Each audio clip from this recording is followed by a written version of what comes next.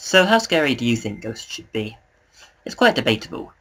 It's not really the first thing you think of when you think of things that are really scary. Yet, at the same time, when you think of ghosts, what else are they if they're not scary?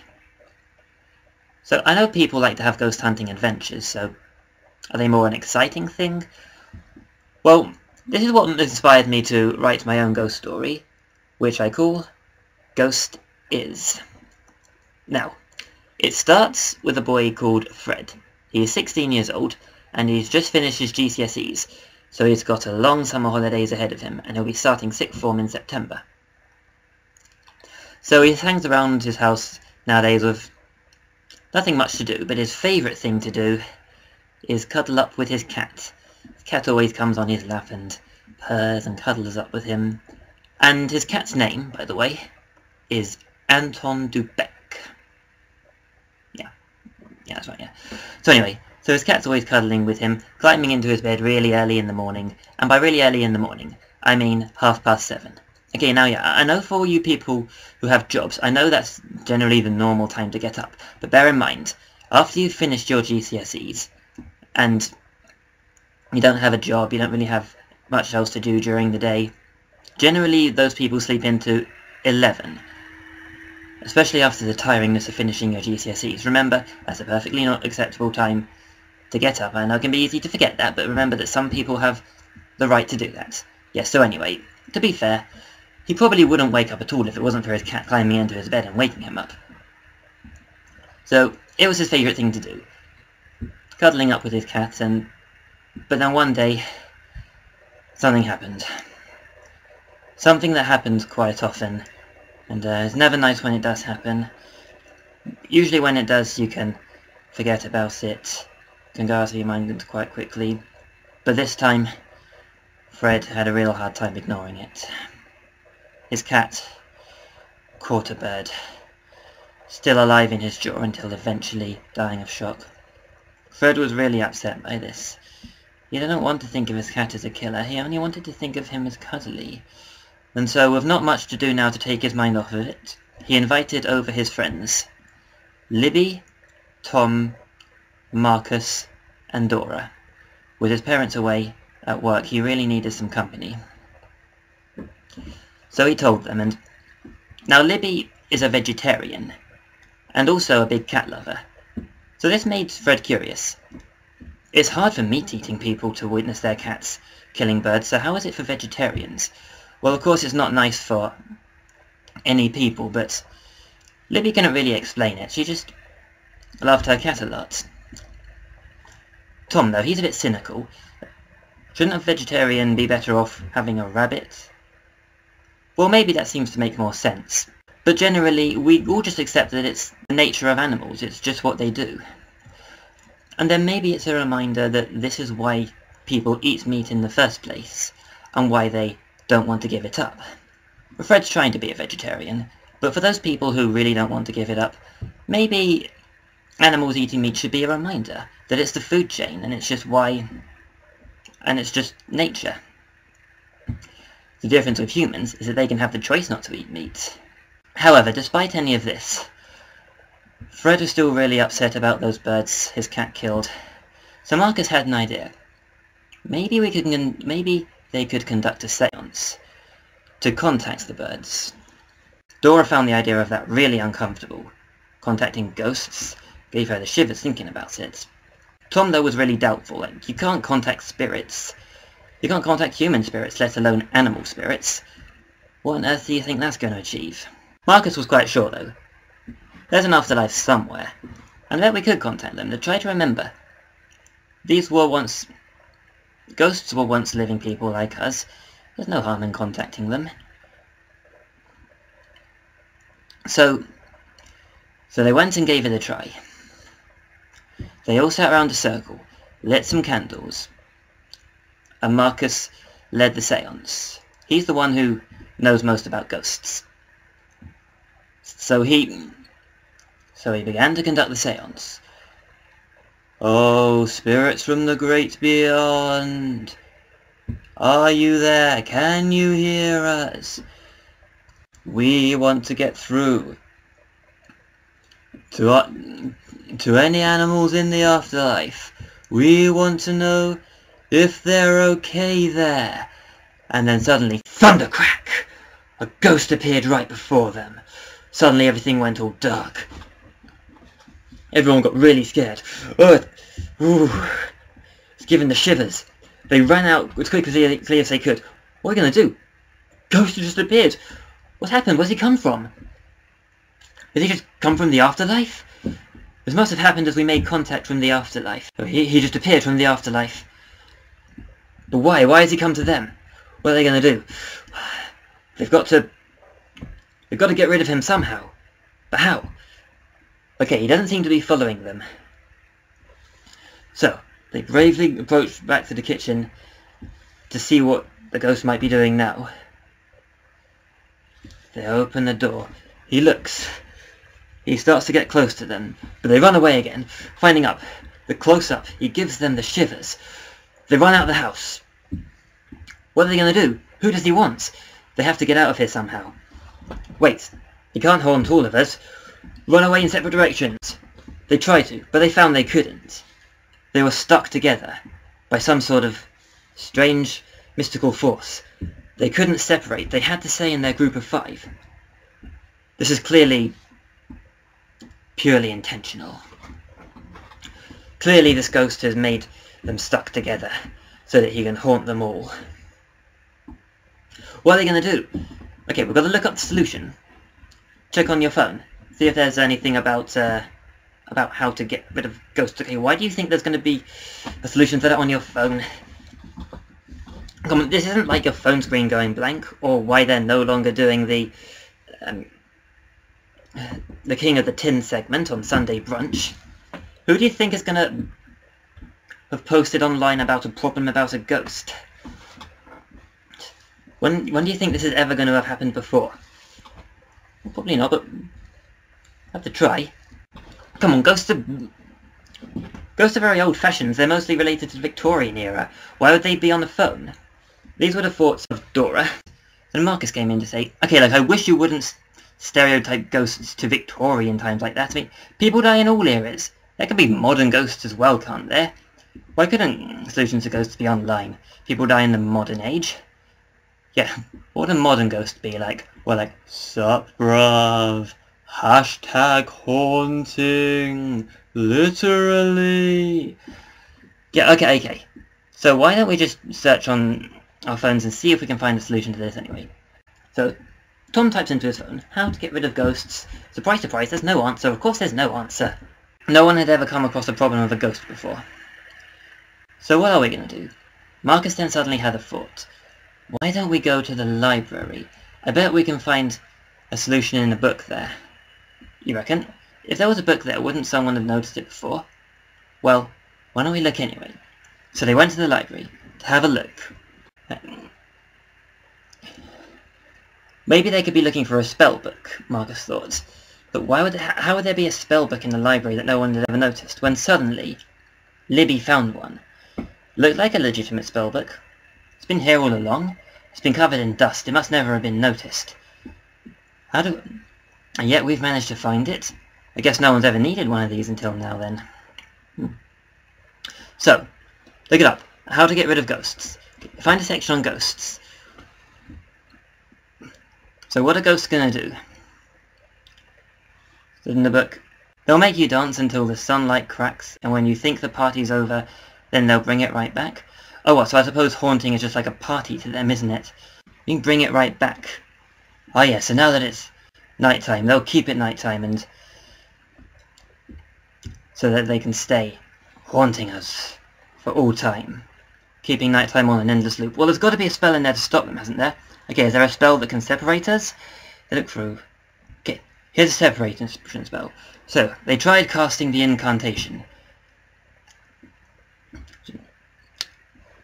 Separio! But nothing happened. They couldn't seem to unstick themselves. What are they going to do? How are they going to get rid of the ghost then?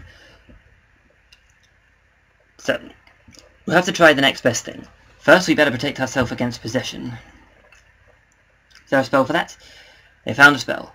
They cast the incantation. Possessio Declano! So they felt the magic work through them, protected from possession against ghosts. But then they were suddenly forced outside. That was strange. So as they went back to Fred's house, they tried to go inside. They found they couldn't. They were being kept out by some sort of magical force field. Why is this happening? Oh, what are we going to do? Clearly the ghost has done this. He stopped them from being able to get in. So what are we going to do now then? We have to get in somehow. Is there a spell to let us back in again? Yes, here it is. So, here's the incantation. So they casted it. Shelton Sedalo! They cast it. They found they could go inside. But then suddenly, they transformed into old people. Their youth stolen. Oh no, now the ghost has stolen their youth? Why is he doing this? Now older, they were much wearier. How are they going to deal with this now? Okay. The ghost seems to only be taking things away when they cast spells.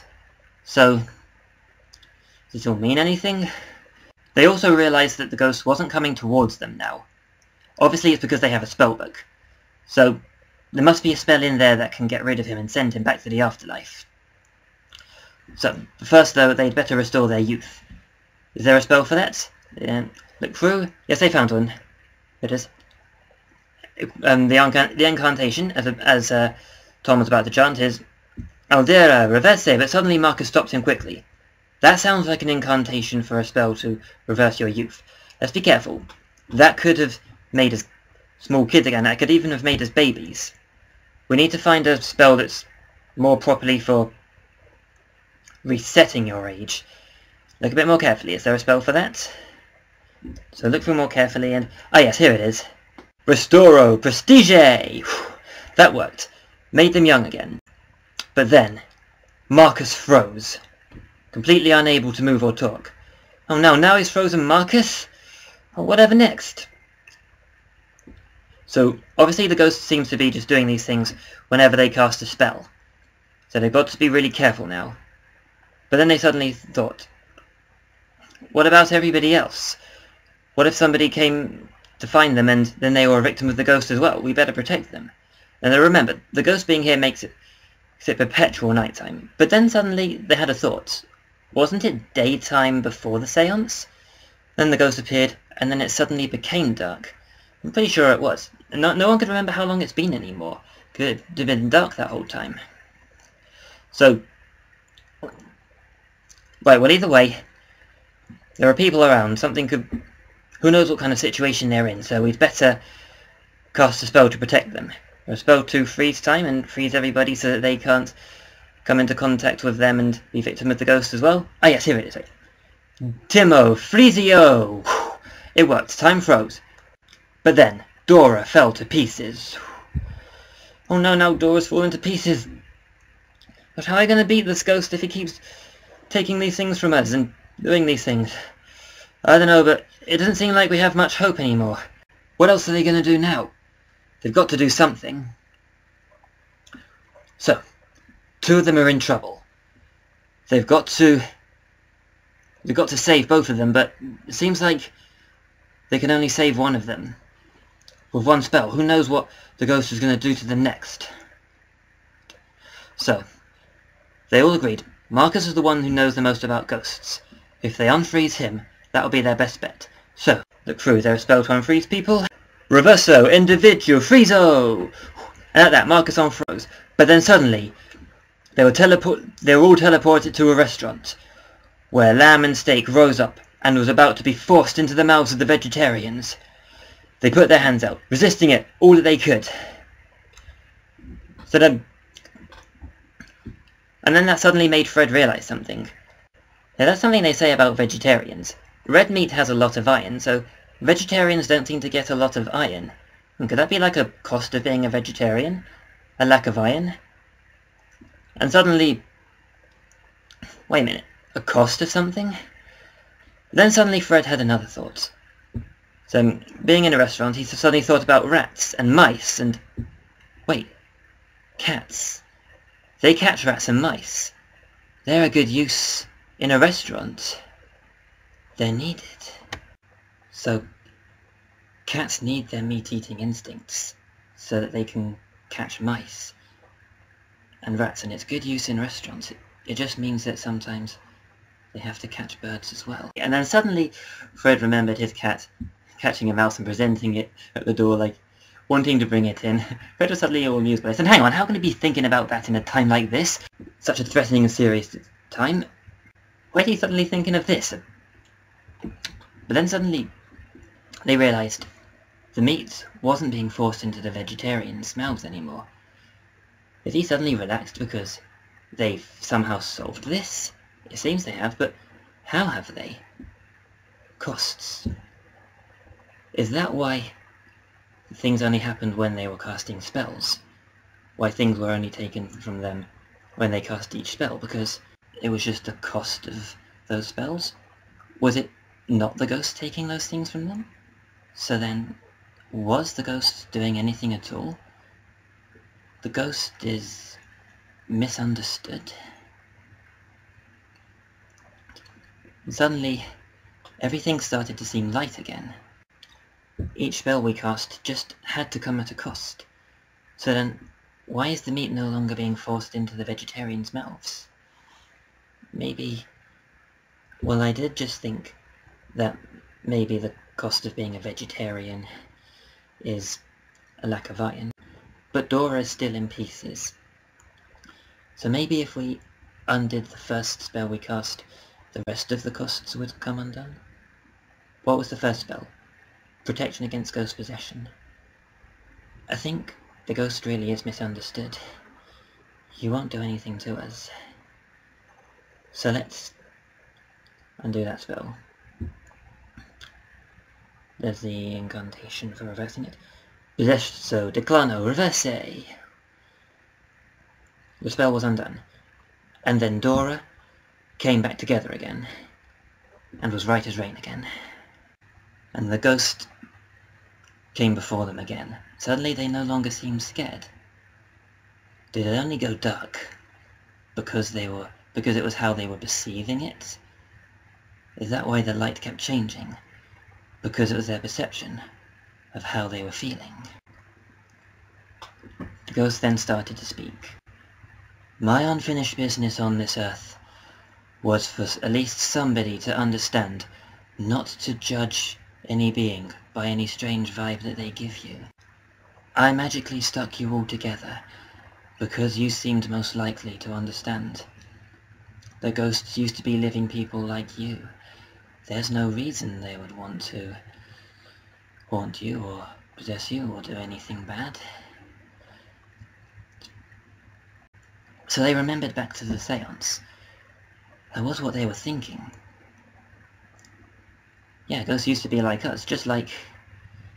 They probably had dreams as well. Back to the bubonic plague. What if one of them had... what if somebody had a dream to be a classical musician, but then everything was put on hold due to the bubonic plague? Just like now in modern days.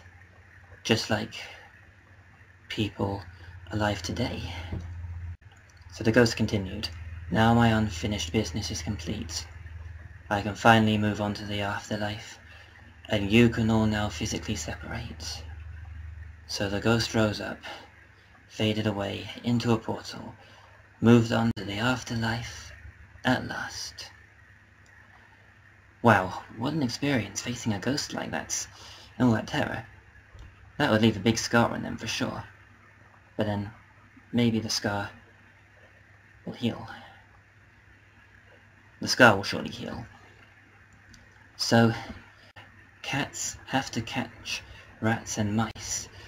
They need their meat-eating instincts to be good uses at restaurants and resorts and hotels, and it's completely necessary, but it just means that they have to catch birds sometimes as well.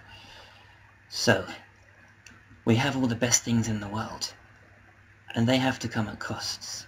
And so, whatever bad things we find ourselves dealing with in life, they have to be because they are the cost of one of the best things that we have. And so, of course, ghosts are just misunderstood. And you know, that makes me wonder, you know, in pantomimes, when they do the gag where they're sitting on the bench and they sing a song, I said it's getting dark and scary, you know, that one. And they tell us if you see anything scary, let us know. And then a scary creature comes on while they're singing. We call out and they just ignore us. The scary creature's usually a ghost. Next time that happens, why not call out, what if the ghost is just misunderstood? Who knows, that could change the whole dynamic of that pantomime. It could change the whole dynamic of the story. Does the ghost just want to make a friend? Although it's not always a ghost, and what if other scary creatures are just misunderstood as well? And that actually brings me to the epilogue of the story. So, the next morning, Fred's absolutely shattered, of course, after experiencing that. And not even his cat climbing into his bed, snuffling in his ear, and licking his ear, could wake him up now. When he eventually did wake up at 11:30, put his arm around his cat and went, "Who's my cuddly little predator?" He thought, so ghosts are real. Wonder if other creatures, what if other scary creatures were real too? If they were, would they be misunderstood? Vampires, for instance. Well, even if they were, to be honest, they'd be pretty easy to repel, wouldn't they? All you need is garlic. They only come out at night, so at night put some garlic on your window, and make sure you cover all entrances of the house. They might want to come down the chimney. Make sure you put some by the chimney. Although the smell, it might go off eventually, so make sure you change the garlic every now and then. Or what about zombies? Or just make sure every corpse is cremated. Or just make sure every funeral's a cremation, and then there's no risk of that. But even if they did, all you've got to do is set them on fire. So, you have to learn how to... Maybe you'd have to learn how to use a slingshot and light the thing on fire. Imagine a midday cremation in broad daylight. And also, wouldn't it be funny for... So, a soul in the afterlife watching their body become a monster? Oh, pretty hard to watch, wouldn't it?